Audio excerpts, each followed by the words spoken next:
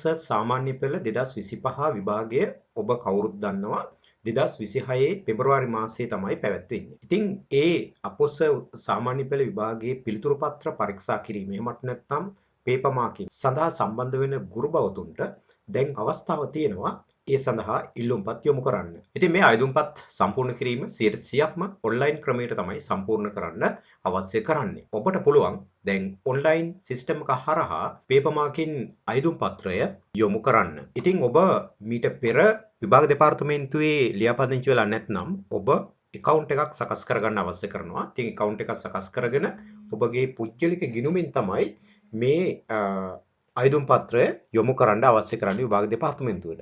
ඊට පස්සේ ඔබ යොමු කරාට පස්සේ ඔබ අදාළ පාසලේ විදුහල්පතිතුමා විසින් එය පරීක්ෂා කරලා බලලා approve කරාට පස්සේ ඔබේ අයදුම් පත්‍රය සක්සස්ෆුල් වෙනවා.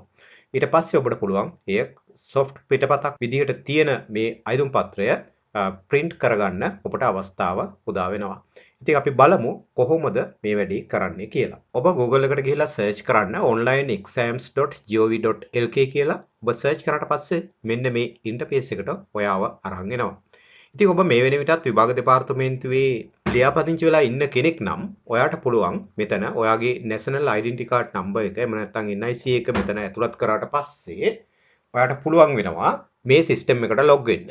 ඉතින් ඔයාගේ ටෙලිෆෝන් නම්බර් එකට එහෙම නැත්නම් ඔයාගේ ෆෝන් එකට OTP කෝඩ් එකක් එනවා. ඒ OTP කෝඩ් එක ආවට පස්සේ ඔයාට පුළුවන් ඒක ඇතුළත් කරලා මේ සිස්ටම් එකට log වෙන්න. ඔයා තාමත් විභාග දෙපාර්තමේන්තුවේ රෙජිස්ටර් වෙලා නැත්නම් ඔබ පළමු වරට මේ අයදුම්පත් යොමු කරන කෙනෙක් නම් ඔබට පුළුවන් මෙන්න මේ රෙජිස්ටර් කියන මේ බටන් එක ක්ලික් කරලා ඔබ රෙජිස්ටර් වෙන්න අවශ්‍ය කරනවා. ඉතින් මෙතනින් ඔයාගේ නම ලබා දෙන්න ඕනේ. ඊට පස්සේ NIC එක ලබා දෙන්න ඕනේ. මෙතන ෆෝන් නම්බර් එකක් ලබා දෙන්න ඕනේ. ඔබ සතුව තියෙන ෆෝන් නම්බර් එකක් ලබා දෙන්න. මොකද ඒකට හේතුව ඔයාට එනවා OTP කෝඩ් එකක්. ඉතින් ඒ OTP කෝඩ් එක අවශ්‍ය වෙනවා ඔයාට මේ සිස්ටම් එක ඇතුලේ වැඩ කරනකොට. ඊට පස්සේ ඔයාගේ ඊමේල් ඇඩ්‍රස් එක ලබා දීලා මෙතනින් ටික් එකක් දාලා register now කියන එක ඔයා ලබා දෙන්න. ලබා දුන්නාට පස්සේ ඔයාට පුළුවන් මේ සිස්ටම් එකට log වෙන්න. මේ login එකට ගිහින් ඔයාගේ ID නම්බර් එක ඇතුළත් කරලා මෙතනින් submit කරලා ඔබ log වුණාට පස්සේ මෙන්න මේ වාගේ ඔබට දකින්න පුළුවන් වෙනවා ඔබ අයදුම් පත්‍ර යොමු කිරීම සඳහා යන්න අවශ්‍ය කරන link එක මෙන්න මෙතන තියෙනවා. ඉතින් මෙතනින් ඔබ මේ instruction කියන එක follow කරන්න. ඊට පස්සේ ඔයාට පුළුවන් මෙන්න මෙතනින් අදාළ උපදෙස් මෙතනින් ඔබට අධ්‍යයනය කරන්න පුළුවන්. ඉතින් මෙතන භාෂා ත්‍රිත්වයෙන්ම තියෙනවා. ඔව් ඔබ මේ පිටපත එහෙම නැත්නම් මේ උපදෙස් පත්‍රිකාව හොඳින් follow කරන්න. ඉතින් මේකේ කියලා තියෙන ආකාරයට සෑම අයදුම්කරුවෙක්ම මේ අයදුම් පත්‍රය සම්පූර්ණ කරලා ඔබ ඩවුන්ලෝඩ් කරගන්න පිටපත් විදුහල්පතිට ලබා දීලා විදුහල්පති විසින් සම්පූර්ණ කරලා විභාග දෙපාර්තමේන්තුවට තැපැල් මාර්ගයෙන් යැවිය යුතුයි. ඉතින් ඒ යවන්න කරන උපදෙස් ටික මෙතන තියෙනවා. ඉතින් අදාළ ලිපිනයත් මෙතන තියෙනවා. ඔව් ඊට පස්සේ ඔබ මෙන්න මෙතනින් next button එක ක්ලික් කරලා මේ අයදුම් පත්‍රය සම්පූර්ණ කිරීම සඳහා යන්න අවශ්‍ය කරනවා. ඔව් මෙතනට ආවට පස්සේ මේ ස්ටෙප්ස් 6ක් ඔබට සම්පූර්ණ කරන්න තියෙනවා. ඉතින් මෙතනින් ඔයාගේ පුද්ගලික තොරතුරු මෙතනින් ඇතුළත් කරන්න තියෙන්නේ. ඉතින් මේ පිළිබඳව ඔබට සම්පූර්ණ කරන්න අවශ්‍ය කරන විස්තර තියෙනවා.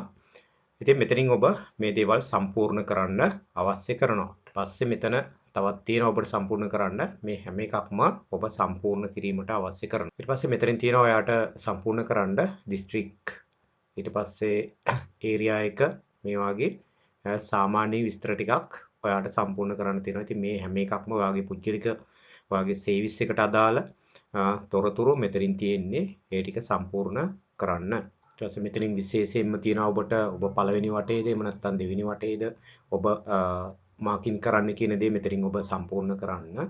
මෙතනින් ඔබේ සබ්ජෙක්ට් එක ඔබ සිලෙක්ට් කරන්න අවශ්‍ය කරනවා.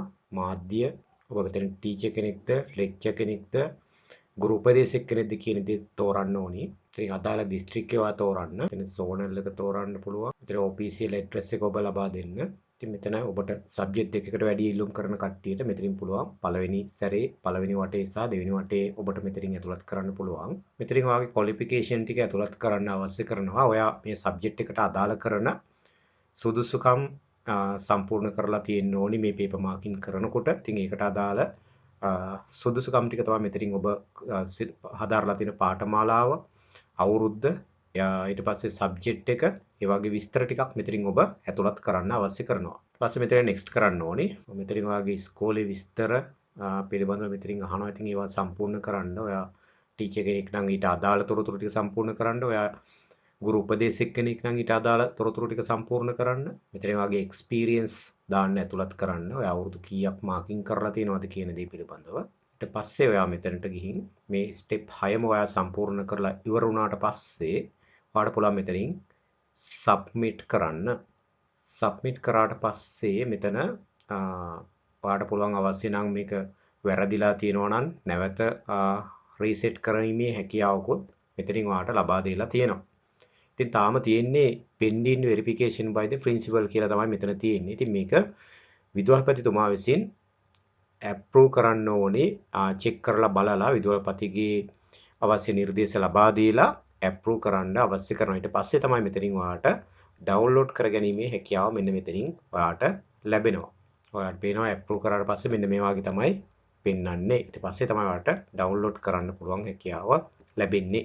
ඉතින් මේ විදිහට ඔයාලට download කරන්න පුළුවන් විදුහල්පතිතුමා විසින් approve කරාට පස්සේ ඉතින් ඒ විදිහට ඔයාලට සම්පූර්ණ කරන්න පුළුවන්. ඉතින් මේ contact number වලින් ඔයාලට විමසීම් කරන්න පුළුවන්. ඔයාලට ගැටලුවක් ආවොත් විභාග දෙපාර්තමේන්තුවට අදාළ contact numbers සහ emails මෙතන ඔයාලට දකින්න පුළුවන් වෙනවා. ඉතින් මේවා සම්බන්ධ කරගන්න ගැටලුවක් තිබුණොත් ඒ වගේම ඔයාලට ගැටලුවක් තියෙනවා නම් කමෙන්ට් වාරකේ කමෙන්ට් කරන්න. ඔයාලට අවශ්‍ය කරන මඟ පෙන්වීම සිදු කිරීමට පුළුවන් වෙනවා. එතකොට ඔයාගේ ගැටලුව කමෙන්ට් වාරකේ කමෙන්ට් කරොත් ඉතින් සුබ දවසක් ප්‍රාර්ථනා කරනවා.